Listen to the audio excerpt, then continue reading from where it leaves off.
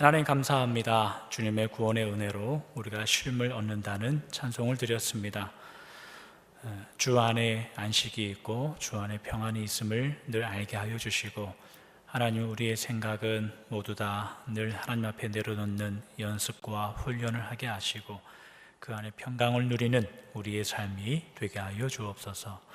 하나님 이 시간에 말씀을 듣기를 원합니다. 우리 심령에 막힌 문제와 여러 가지 일들과 기도의 제목들, 하나님 그보다 더 큰 하나님의 말씀의 능력이 우리 가운데 임하시고 우리의 인생을 이끌어가기에 부족함이 없는 하나님의 은혜를 누리는 귀한 시간이 되게 하여 주시옵소서. 거룩하신 예수님의 이름으로 기도하옵나이다. 아멘. 오늘 말씀은 누가복음 4장에 있는 말씀을 저희가 함께 보도록 하겠습니다. 누가복음 4장 1절에서 4절까지의 말씀입니다.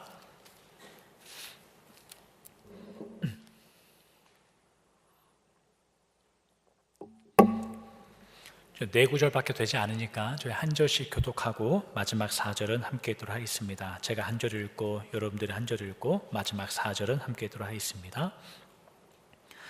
예수께서 성령의 충만함을 입어 요단강에서 돌아오사 광야에서 40일 동안 성령에게 이끌리시며 마귀에게 시험을 받으시더라.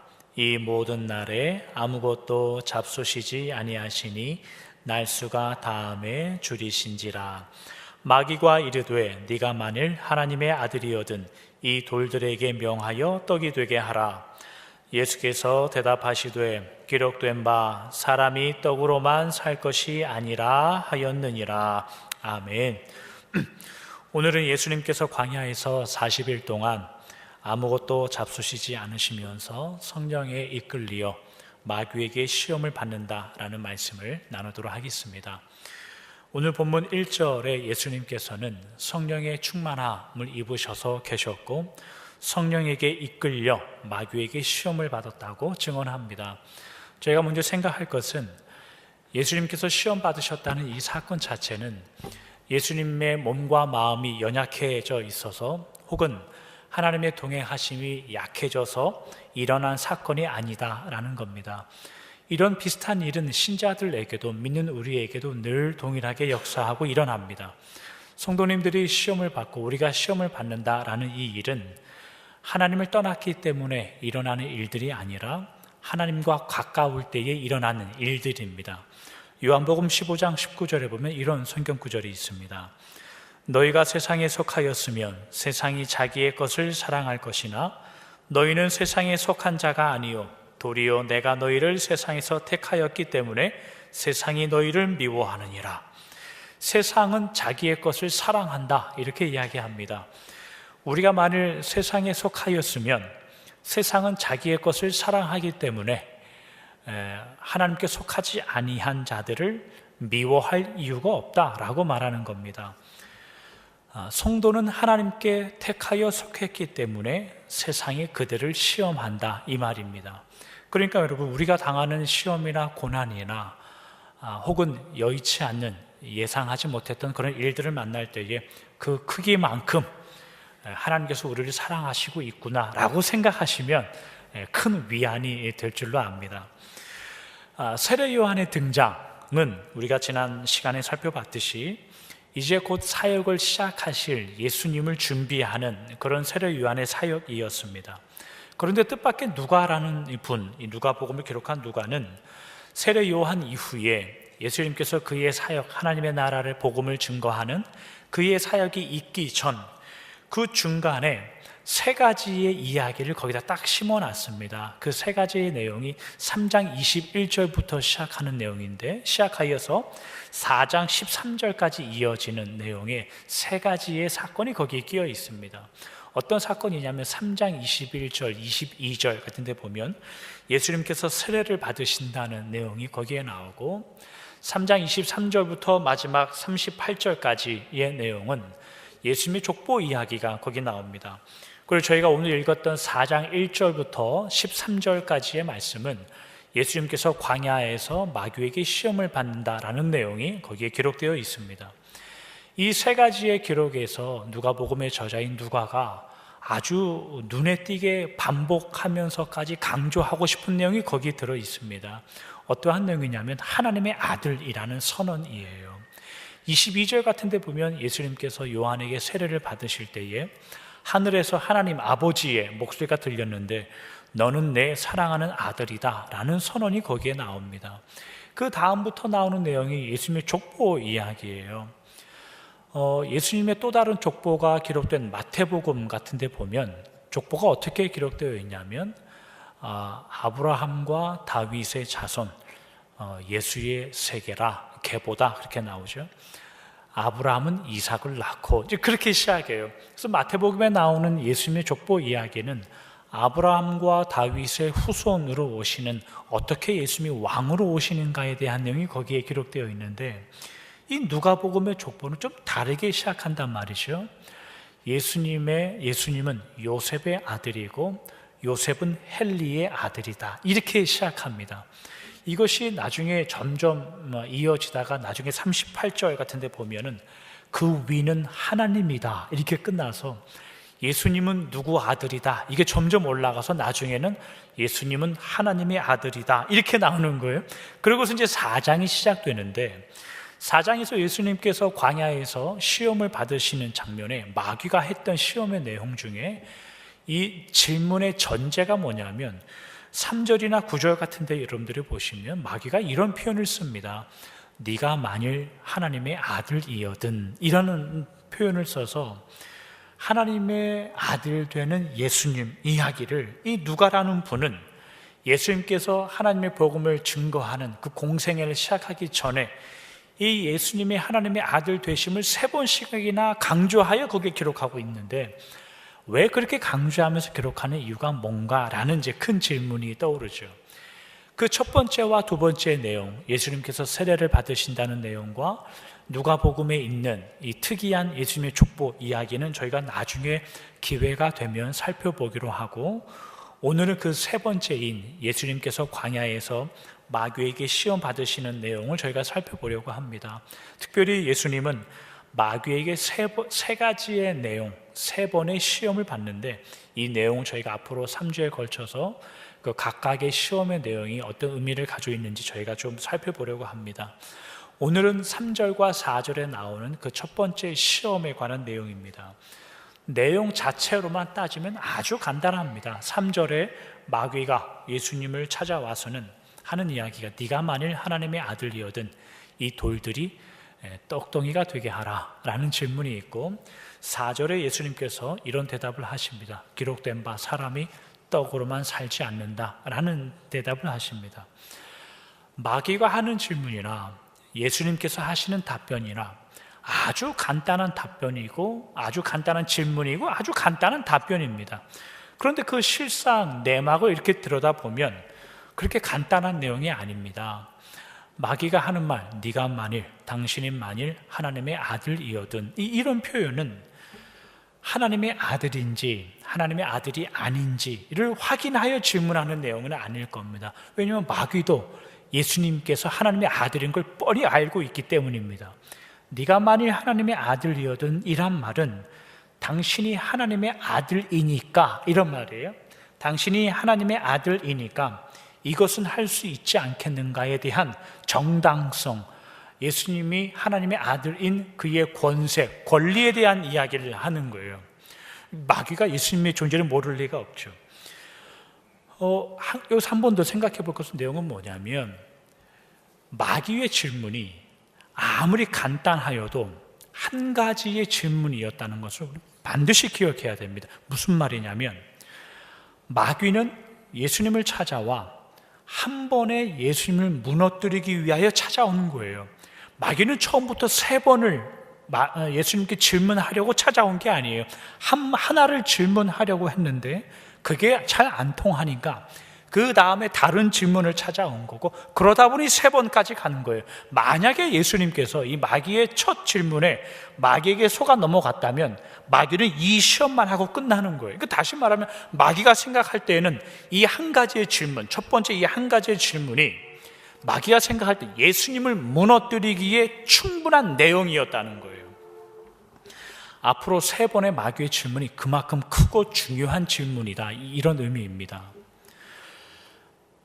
잘 생각해 보면 마귀가 믿는 우리들, 사탄이 믿는 우리를 공격하여 시험하여 올 때도 아주 이와 비슷합니다. 만약에 예를 들어서 여러분들이 100이라는 성도라고 한번 생각해 보지요. 100만큼의 신자인데 마귀가 공격할 때에 10만큼을 공격하여서 90 정도로의 성도로 만들어야겠다라고 하지 않습니다. 마귀는 100인 성도들을 찾아와 빵으로 만들려고 시험해 오는 겁니다. 완전히 무너뜨리려고 공격해 오는 겁니다. 고린도전서 10장 13절 같은 데 보면 이런 말씀이 있긴 합니다.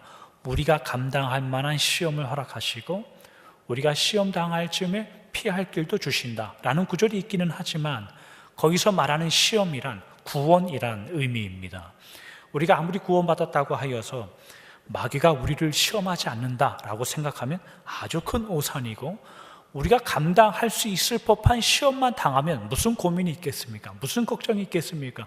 우리의 고민은 늘 시험을 당해 넘어지고 쓰러져서 하나님 앞에 나와 한숨 쉬는 거 아닙니까?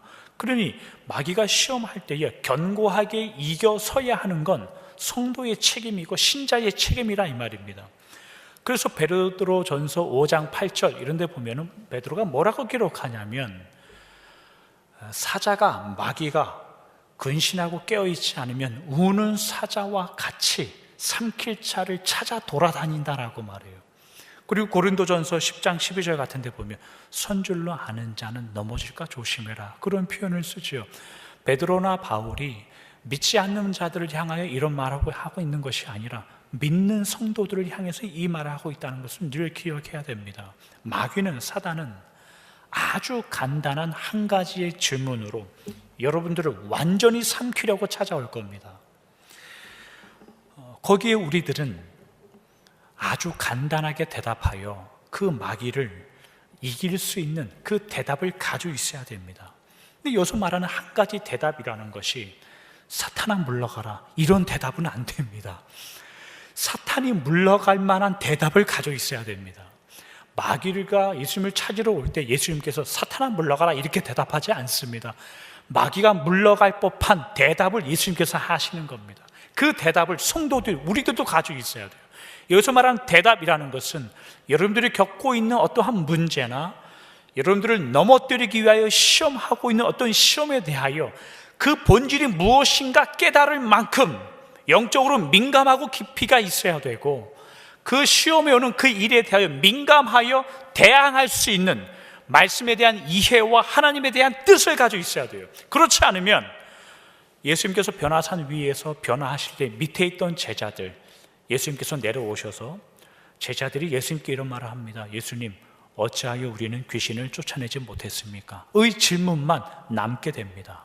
그러니 하나님이 원하시는 길, 말씀, 기도, 마귀가 시험에 올 때에 그 본질을 이해할 수 있는 영적인 눈과 영적인 영안이 띄어 있어야 되는 것이 신자의 마땅한 책임입니다. 오늘 본문으로 돌아와서 마귀가 하는 첫 번째 시험의 내용이 무엇이고 예수님께서 대답하시는 그 첫 번째 대답이 무엇인가 저희가 한번 생각해 보죠. 마귀가 와서 묻습니다. 이 돌들이 떡이 되게 해라. 40일 동안 굶주린 예수님의 편을 들자고 예수님을 위로한답시고 마귀가 이런 내용을 시험하는 내용은 아닐 겁니다. 한국어 성경에는 돌들이라고 나오는데 원래 헬라어 성경, 영어 성경만 보더라도 그렇게 나옵니다. 돌입니다. 돌은 그러니까 한 개의 돌입니다. 한 개의 돌. 떡 한 개 먹고 배부를 리는 없는 거죠. 마귀가 예수님을 한 번에 무너뜨릴 대단한 시험을 하고 있기 때문에 그렇게 간단한 뜻은 아닐 겁니다. 한 개의 돌이 무엇인가 생각하면 아마도 유대인들이 그토록 생각하는 십계명 돌판일 가능성이 아주 큰데, 그것은 좀 주일 설교 시간에 다루기 어려운 내용이니 여러분들 개인적으로 묵상해 주시길 바라고, 그에 대한 예수님의 대답이 뭐냐면 사람이 떡으로만 사는 것이 아니다 라고 대답합니다. 같은 내용을 기록하고 있는 마태복음 4장 4절에 가면 예수님께서 거기 한마디를 더 덧붙이시는데, 사람이 떡으로만 사는 것이 아니라 하나님의 입으로부터 나오는 모든 말씀으로 산다라는 말씀이 거기에 있습니다. 이것은 다만 음식과 하나님의 말씀을 비교하여 대조하는 것이 아닐 겁니다. 마귀가 예수님을 그렇게 유치한 질문으로 공격하고 있지 않을 거란 말이죠. 마귀의 질문의 의도는 뭐냐면 구약 성경 내내 이스라엘의 역사 내내 실패하고 넘어진 이스라엘의 문제를 한 번에 끌어오는 질문이었고, 예수님의 대답은 구약 역사 내내 이스라엘이 실패한 그 내용을 뒤집겠다는 예수님의 대답이었습니다. 이게 무슨 의미인지 저희가 한번 살펴보도록 하죠. 신명기 8장 2절에서 3절까지의 말씀입니다. 내 하나님 여호와께서 이 40년 동안에 내게 광야길을 걷게 하신 것을 기억하라. 이는 너를 낮추시며 너를 시험하사 내 마음이 어떠한지 그 명령을 지키는지 지키지 않는지 알려 하심이라. 너를 낮추시며 너를 줄이게 하시며 또 너도 알지 못하며 내 조상들도 알지 못하던 만나를 내게 먹이신 것은 사람이 떡으로만 사는 것이 아니요 여호와의 입에서 나오는 모든 말씀으로 사는 줄을 네가 알게 하려 하심이니라. 신명기 8장 3절 후반절에 보니 예수님께서 인용하신 말씀이 거기에 기록되어 있습니다. 사람이 떡으로만 사는 것이 아니요 하나님의 입에서 나오는 말씀으로 산다라는 것입니다. 근데 이 내용이 어느 배경에서 남았는지 우리는 압니다. 이스라엘, 출애굽, 광야, 음식이 없어서 하는 그들의 불만, 거기에 하나님이 내려주셨던 만나에 대한 이야기입니다. 출애굽을 한 이스라엘 백성들이 홍해를 건너자마자, 광야에 처음 들어서자마자 하나님께 불평을 합니다. 먹을 것이 없으니 하나님 차라리 애굽으로 돌아가서 거기서 하나님 없이 배불리 먹겠다가 죽겠다. 이 말에 하나님께서 매일 아침마다 이슬 같은 것을 내려 그들에게 만나를 주셨습니다. 이 내용이 출애굽기 16장에 있는 내용인데, 저희가 출애굽기 16장에 가면 이런 본문이 있습니다. 출애굽기 16장 3절과 4절에 있는 말씀입니다. 이스라엘 자손이 그들에게 이르되 우리가 애굽 땅에서 고기 가마 곁에 앉아 있던 때와 떡을 배불리 먹던 때에 여호와의 손에 죽었더라면 좋았을 것을 너희가 이 광야로 우리를 인도해내어 이 온 회중이 줄여 죽게 하는도다. 그때 여호와께서 모세에게 이르시되 보라 내가 너희를 위하여 하늘에서 양식을 비같이 내리리니 백성이 나가서 일용할 것을 날마다 거둘 것이라. 이같이 하여 그들이 내 율법을 준행하나 아니하나 내가 시험하리라. 하나님께서 불평하는 이스라엘 백성들에게 어떠한 마음으로 만나를 주셨는지 우리가 짐작해 보면 이런 게 아닌가 생각합니다. 그들이 이것을 먹으면 내 말을 잘 들을까? 조금 전에 저희가 읽었던 신명기 8장 2절 같은 데 말씀을 보면 그들이 이것을 먹으면 내 말을 잘 들을까? 혹은 듣지 않을까? 하는 마음을 확인하여 그 만나를 주셨다는 겁니다. 왜냐하면 이스라엘 백성들에게는 하나님이란 존재는 어떤 존재였냐면 먹을 것과 비교되는 존재였습니다. 먹을 것과, 그게 신약의 표현으로 나오면 하나님과 재물을 겸하여 섬길 수 없다는 다른 표현으로 나오긴 합니다만, 이스라엘에게 하나님은 먹을 것과 비교되는 존재밖에 안 되었습니다. 이럴 거면 하나님 왜 애굽에서 꺼내왔습니까? 차라리 거기서 죽게 내버려 두지. 애굽에 있는 삶이 뭐 더 나은 게 있다고 우리를 꺼내왔습니까? 그냥 그쪽으로 돌아가겠습니다. 하나님 없이 배불리 살다 죽겠습니다. 이스라엘이 원하는 것은 뭐였냐면, 그들이 확인하려고 하는 것은 뭐였냐면, 하나님이 우리를 구원해 주신다고 꺼내왔으면 거기에 합당한 조건과 근거를 달라는 이야기였습니다. 하나님께서 가나안 땅으로 우리를 이끌어 주셨으면 다만 세 끼를 먹다가 한 끼를 먹는 이런 문제가 아니라 거기에 맞게 우리가 하나님의 말씀을 따라 걸어갈 그 조건을 하나님 줘야 되는 거 아닙니까? 우리가 하나님의 말씀을 따라 살려면, 순종하여 살려면 거기에 합당한 내용과 순종할 만한 이유를 주셔야 되는 거 아닙니까? 라고 하나님께 불평했던 내용이 이 내용이에요. 그래서 하나님은 그러면 너희들이 원하는 조건을 한번 줘보마. 그럼 너희들이 원하는 바를 내가 한번 들어주겠다. 그리하여 내 말에 순종하는지 순종하지 않는지 한번 보자. 사실 그런 하나님의 마음은 이거였을 겁니다. 너희들 그렇게 해서 순종 못한다. 어쩌면 그 마음이 더 컸을 거죠. 이스라엘의 구약 성경의 온 역사는 사실 이런 역사에 거듭되는 실패였습니다. 이들은 광야를 거치고 가나안 땅에 나중에 정착하게 되죠. 정착하자마자 하나님께 요구한 것이 뭐였냐면 왕이었습니다. 보이지 않는 왕이신 하나님과 그분의 말씀에 순종하여 살아가는 것보다 눈에 보이는 왕을 요구하였고, 더 효과적인 세상의 능력과 세상의 원리와 세상의 조건들을 요구하였습니다. 그들이 하나님께 선택되고 구원을 받고 하나님의 아들이 되어 구원받았다는 내용과 기준을 어디에 두고 확인했냐면, 그들이 무엇을 받아 누리는가, 무엇을 가져 확보하여 보장받아 이 땅에 사는 것이 어떻게 편안한가의 근거를 그들이 받은 복과 은혜의 증거로 삼기 시작했습니다. 그러나 하나님은 달랐죠. 하나님께서 자녀들을 향하여 가진 마음은 왜 구원해 줬는지, 왜 선택을 했는지 그 하나님의 본심을 알아달라는 거죠. 신명기에 가면 이런 하나님의 본심이 기록되어 있습니다. 신명기 7장 6절에서 8절에 있는 말씀입니다. 너는 여호와 내 하나님의 성민이라. 내 하나님 여호와께서 지상 만민 중에서 너를 자기 기업의 백성으로 택하셨나니, 여호와께서 너희를 기뻐하시고 너희를 택하심은 너희가 다른 민족보다 수요가 많기 때문이 아니니라. 너희는 오히려 모든 민족 중에 가장 적으니라. 여호와께서 다만 너희를 사랑하심으로 말미암아, 또는 너희의 조상들에게 하신 맹세를 지키려 하심으로 말미암아 자기의 권능의 손으로 너희를 인도하여 내시되, 너희를 그 종되었던 집에서 애굽 왕 바로의 손에서 속량하셨나니. 8절에 보면 다만 너희를 사랑하심으로, 다만이란 표현에 별을 하고 밑줄을 긋고 색연필로 칠하고 하십시오. 다만이라는 말은 조건과 근거가 없다는 말 아닙니까? 그냥이라는 말 아닙니까? 그냥. 우리로서는 이해가 되지 않는 표현입니다. 왜냐하면 우리는 누군가 우리에게 잘해주면 오늘 저녁에 뭐 먹고 싶냐? 이런 대답이 그냥 나오잖아요. 그러니까 잘해주면 뭔가 보답을 해야 되는 게 우리의 정서란 말이죠. 근데 하나님이 자녀들을 어떻게 사랑하시냐면 그냥 사랑하신다라고 말하는 거예요. 거기에 이유와 조건이 없다는 거예요. 자식들이 엄마 아빠가 나에게 해준 게 뭐가 있습니까? 라는 대답이라든지, 아니면 남편과 아내가 서로 바라보면서 당신이 나에게 해준 게 뭐가 있어? 이러면 아직 갈 길이 먼 거죠. 사랑을 확인하기에는 아직 갈 길이 먼 거예요.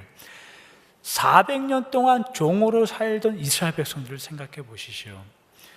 그들에게 있어서 지금까지의 은혜라는 것은 모두 다 조건이었을 겁니다. 어떤 조건이냐면 주인의 말에 합당하게 잘 들었을 때, 주인이 요구하고 명령했던 일을 흡족하게 수행했을 때 거기에 대한 보상과 대가로 내가 그렇게 주면 응당받아야 되고, 내가 그렇게 해주면 응당받아야 되는 조건과 기준으로 남아있던 것이 그들의 인생이었습니다. 그런 그들에게 하나님께서 아무런 조건과 이유 없이 사랑을 주었고 그렇게 너희들을 꺼내왔다고 하니 그들이 이해가 되겠습니까? 그러니 그들은 본성대로 사는 겁니다. 그들의 버릇대로 사는 겁니다. 하나님, 우리가 하나님을 사랑하려면 우리에게 더 나은 조건이 필요합니다. 하나님께서 우리에게 원하시는 길을 가라고 하는 그 길이 있다면 하나님, 더 나은 조건과 이유가 필요합니다. 구원과 사랑과 은혜라는 것이 그들에게는 타협할 만한 어떤 내용이 됐습니다. 여러분들은 어떠냐 한번 생각해 보시죠. 우리가 봐도 구원이라는 것이 타협의 내용으로 있는지, 기준과 조건이 되어 하나님 앞에 받은, 혹은 내가 하나님 앞에 사랑할 그 내용들이 나도 주고 하나님도 주고 그런 내용이라면 다만 그저 순종, 이러한 길로 넘어오셔야 됩니다. 이것으로 넘어오지 않으면 신앙생활하기 아주 어렵습니다. 우리 이야기만 하고 말씀을 정리하도록 하죠. 마귀가 예수님께 와서 시험하는 겁니다. 당신이 하나님의 아들이지 않느냐? 틀린 말이 하나도 없습니다. 그러나 마귀가 온 이스라엘 역사 중에 실패한 것을 건드린 그 내용은 뭐냐면 당신이 하나님의 아들이니 권리를 찾아라, 이 말이었습니다. 당신이 하나님의 아들이니 당연한 거 아니냐, 당신의 연약함과 부족함을 채워라 라는 시험이었습니다. 당신의 신분이 있고 위치가 있지 않느냐라는 말이었어요. 당연한 거 아니냐? 요구해라. 예수님의 대답은 뭐냐면, 나의 아들됨은 내가 앞으로 십자가를 이루고 내 자녀들을 다시 꺼내오는 내 길과 나의 존재된 이 모든 것들은 하나님의 아들이라는 존재, 권세, 권리를 확인하는 것을 확인하지 않고 하나님 앞에 순종하는 것으로만 확인할 거다. 겟세마네 동산에서 땀방울이 핏방울이 되기까지 하나님께 물어 그것을 확인할 것이고, 다만 아버지만 안다, 아들도 모르고 천사도 모른다 라는 것으로 다 남겨놓을 거고, 히브리서 5장 8절 9절 이런 데 보면 아들이더라도 고난으로 순종을 배워 구원의 근원을 만들 것이다 라는 예수님의 길을 택하겠다는 게 예수님의 마음이었죠. 만약에 예수님이 맞다, 나는 하나님의 아들이다, 그러니 내가 가진 권세로 십자가를 이루겠다라고 하면 아무리 예수님께서 십자가에 죽고 돌아가셨어도 그 십자가는 실패한 겁니다. 예수님은 철저하게 하나님 아버지께 순종하는 모습으로 오셨습니다. 왜냐하면 우리가 다 순종하지 않았기 때문에, 왜냐하면 우리가 다 도망가 버렸기 때문에, 예수님은 그 자리를 찾아오셨기 때문에 순종의 모습으로 오셨다는 겁니다. 요한복음 4장에 가면 이런 표현이 있습니다. 요한복음 4장 34절, 예수께서 이르시되 나의 양식은 나를 보내신 이의 뜻을 행하며 그의 일을 온전히 이루는 이것이니라. 우리가 고백하는 주기도문에 우리에게 일용할 양식을 주옵시고, 그런 기도가 있죠. 주기도문에 우리에게 일용할 양식을, 이 표현은 광야의 이스라엘 백성들이 매일마다 일용할 양식 만나를 거둔다는 의미에서 그 의미가 시작한 기도입니다. 이것은 다만 먹고 사는 문제가 아닙니다. 왜냐하면 오늘날 우리가 우리에게 일용할 양식을 주십시오 라고 말할 때 우리는 더 이상 예수님께서 하루를 먹을 것을 주지 않으면 살 수 없습니다 이 의미로 말하지 않습니다. 왜냐하면 우리는 충분히 먹을 게 있기 때문에 그렇습니다. 그러나 예수님께서 우리의 양식은 우리를 보내신 이의 뜻을 따라 사는 것이다 라는 것으로 새롭게 우리에게 양식의 의미를 정해 주셨다면, 우리가 하나님 앞에 일용할 양식을 달라라고 말할 때 기준은 완전히 달라질 겁니다. 제가 여러분들에게 물으면, 여러분 한 주 동안 배불리 살다 오셨습니까? 말하면 뭐라고 대답하실 겁니까? 마귀는 더 이상 우리들에게 찾아와서 이 돌들이 떡이 되게 해라 이렇게 시험하지 않을 겁니다. 왜냐하면 우리는 떡이 더 이상 필요하지 않으니, 쌀이 충분히 있고 통장도 있고 크레딧 카드도 있으니 떡이 더 이상 필요 없는 세대가 됐죠. 그래서 마귀는 다르게 시험할 겁니다. 본질로 다가올 겁니다. 너희들이 하나님의 아들들 아니냐? 맞다. 그러면 권리를 행사하라. 권리가 뭐냐? 하나님이 주신 풍요로움입니다. 특권, 자유, 하나님이 주신 자녀의 권세. 그러나 우리가 사는 대답은 예수님께서 하신 대답을 하셔야죠. 예수님께서 그 마귀의 단번에 무너뜨리기 위하여 찾아오신 그 대답을 단 한마디로 단번에 무너뜨린 것처럼, 그런 유혹과 시험 앞에 여러분들이 단번에 무너뜨릴 수 있는 대답을 가지고 계셔야죠.